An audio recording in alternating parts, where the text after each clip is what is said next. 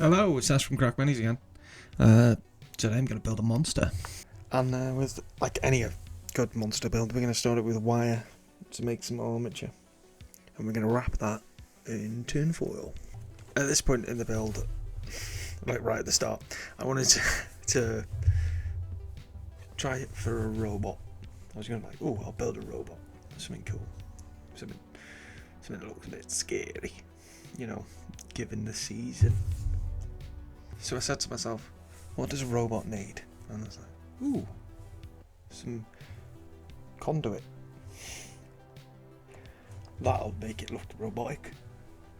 You ever tried to glue things into tinfoil with super glue?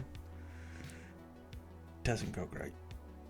You need lots of baking soda and you need clamps to hold it in place until the glue sets, even with the baking soda. But I was in now, so I got out some googly eyes and some bits of cardboard tube and started gluing that on as well, try and give it some muscle. It didn't work, but I kept trying, gluing more bits on, and in the end I thought, you know what, why not try some EVA foam? Maybe put on a giant egg on the back of it. That didn't work, and then I spotted out the corner of my eye some out-of-date green stuff that I bought on outlet like 6 months ago. The sort of green stuff that has big lumps in it where it never goes off, but if you mix it hard enough and try as much as you can, you get something workable out of it. And I started jamming it on there. If you don't know what green stuff is, it's a 2-part epoxy putty. You mix part A and B together to get C, which is green, and that it hardens over time. It's great for miniatures. Once I got to work putting it on there, I started to realise that I didn't want to build a robot anymore. I've always been a fan of the creature feature, so I thought I'll make a monster instead. The little chunks of uncured green stuff really added to the effect, give it all these little knobbly bits. And I was having some major issues with the feet. I needed it to be able to stand up somehow. I really struggled with it. I mean, I also needed it to be propped up as well, you know, because I wanted it sort of standing just a little bit.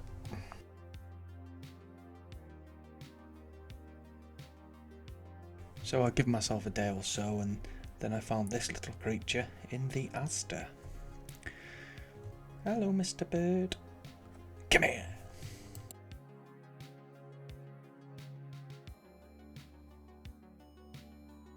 Alright, so I had some bones, and then I pulled out a bag of dinosaur heads, which is not something I thought I'd say anytime soon, but yeah, and mashed it together and come up with some sort of Cthulhu monster. You know what, I'm going to change tact here. Feeling like this is getting a bit wordy, so I'm going to do a call to action. I think that's what it's called, isn't it? Easy. Like, subscribe, comment. Also, I want to say thank you to my subscribers at the moment. I just hit 100 the other day, so I was happy as hell about that. So much fun. And if you enjoyed the last video, thank you. I have put a story in this one as well. It's a bit longer, but I had a real fun time trying to figure out getting it right, just for you lot to enjoy. So I hope you do enjoy it. A little bit of the drill coming up now, so hope you enjoy this.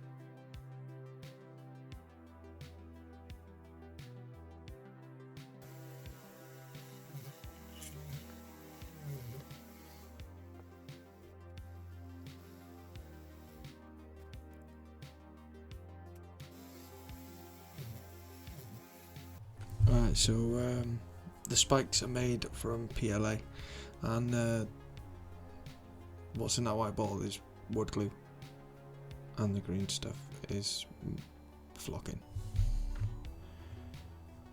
to make moss. Okay, and the last bit's done. That means it's time for painting. If it's time for painting, it's time for me to tell you a story, because I don't like talking about painting.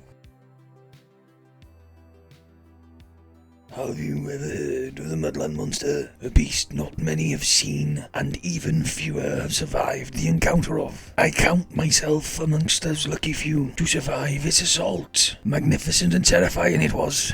come close and I shall tell you the tale. When I was but a young man, I joined the crew of a land sailor. It was one of the greatest decisions of my life. We hunted many beasts and sailed many miles. We hunted razor sharks in the glass shard sea, wall runners at the coral cliffs, and sky flyers at the steel wastes. And on occasion, we even had to deal with raiders, wasters, warlords, clowns. Far and wild we travelled, hunting the most elusive game. But the most terrifying and elusive creature that I have ever had the unfortune to meet was not but 3 days' sail from this very town.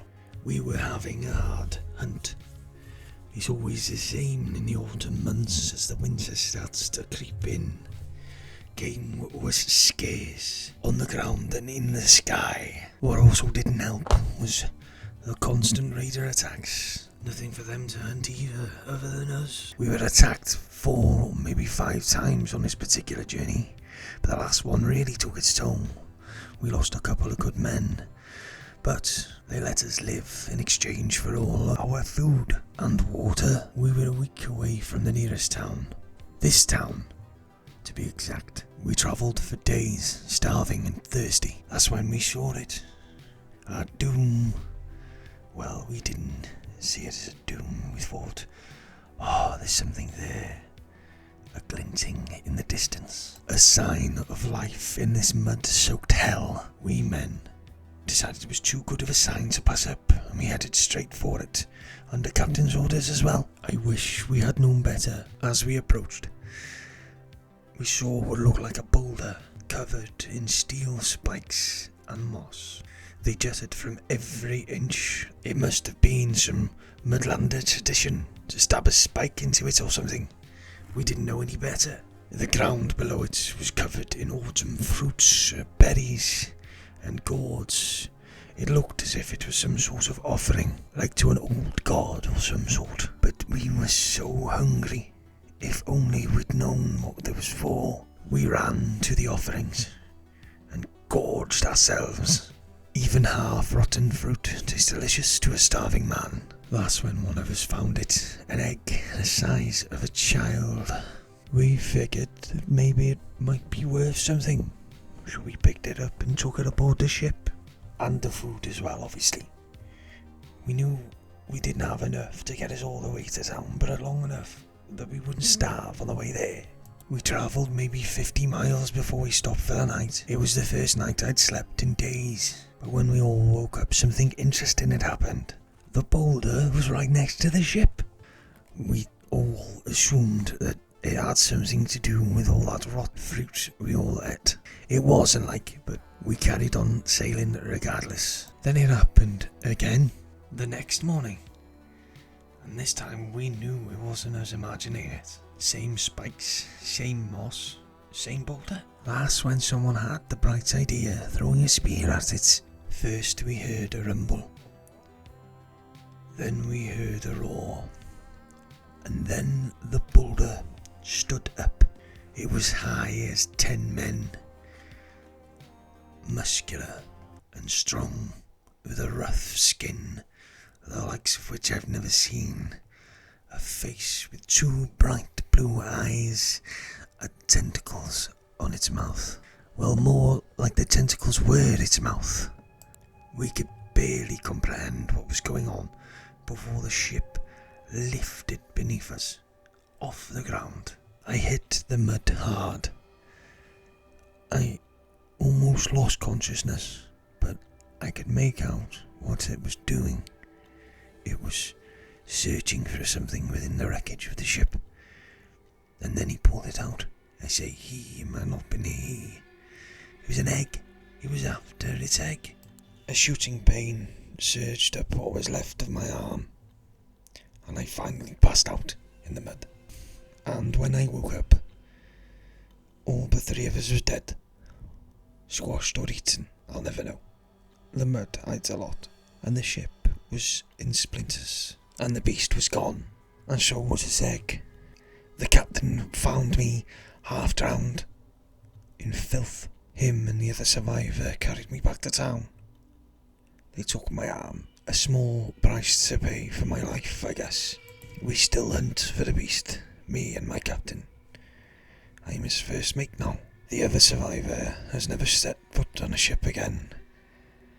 I don't blame him, but we will find that beast again, and we will have our revenge.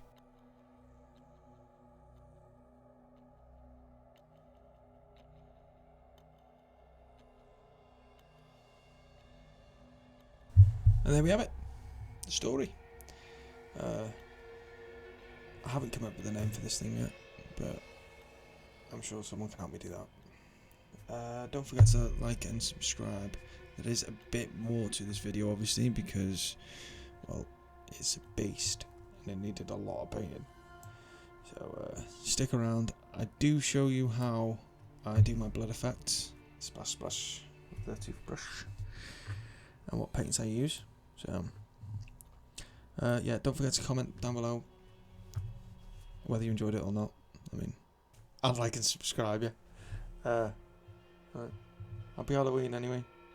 Hope you enjoyed my monster and the making of.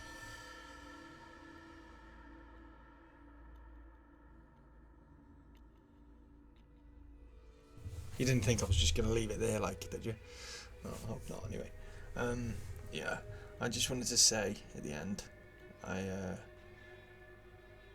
as I'm building this world, I've realised that I'm going to have to make a map, in chunks anyway. So I'm going to start putting that on my Instagram. Same name as what's on here, Crack Minis. I'll leave a link in the comments down below, just so if you want to check it out. Hopefully over the next few weeks I'll be adding to it more regularly. Also, if you're working on something, tag me in it. I want to see it. Maybe it'll give me some inspiration. Hopefully I can inspire you as well. Ah, there's the blood effect. So it's Game Ink Red by Vallejo and Game Effects Fresh Blood by Vallejo. Comes out with a really good finish. So yeah, that's what I use for all my blood effects. I think we are about time for the spinny bit in the end. I haven't included any stills, but I will be posting some on my Instagram for everyone to see. Hope you have a good day or night. Depends really when you're watching the video, but yeah. See ya.